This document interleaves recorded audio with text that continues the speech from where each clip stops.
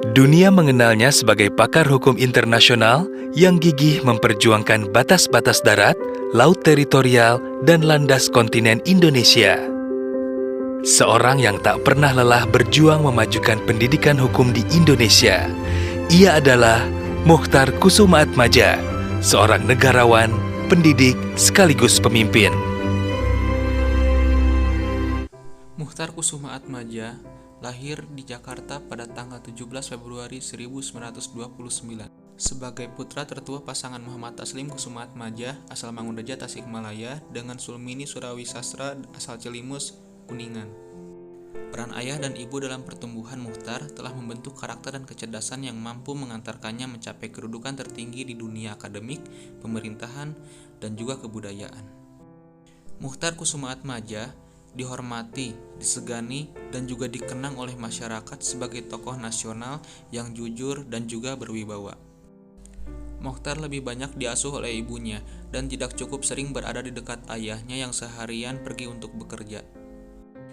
Sedangkan ibunya walaupun pergi mengajar, tapi hanya setengah hari dan sepulang mengajar tinggal di rumah bersama Mochtar.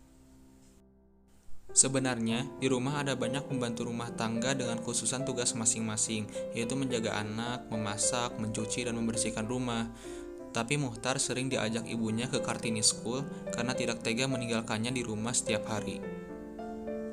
Saat dewasa, Mochtar diangkat menjadi Menteri Kehakiman pada Kabinet Pembangunan II menggantikan Umar Seno Aji yang diangkat menjadi Ketua Mahkamah Agung. Mochtar Kusumaatmadja dilantik pada tanggal 22 Januari 1974 berdasarkan keputusan Presiden RI nomor 7 tanggal 19 Januari 1974. Sebagai Menteri Kehakiman, Mochtar merealisasikan pemikirannya di bidang hukum menjadi kenyataan dan berperan besar dalam upaya mewujudkan negara berdasar hukum. Indonesia merupakan satu-satunya negara berkembang yang memiliki program pembinaan dan pembaruan hukum berencana sebagai bagian integral program pembangunan nasional, yaitu perundang-undangan, penegakan hukum, peradilan, pendidikan hukum, dan peningkatan kesadaran hukum masyarakat. Salah satu kreasi Mochtar yang unik dalam sejarah pembaruan hukum nasional adalah menetapkan Badan Pembinaan Hukum Nasional sebagai dapur perundang-undangan yang menarik perhatian ahli-ahli hukum negara lain.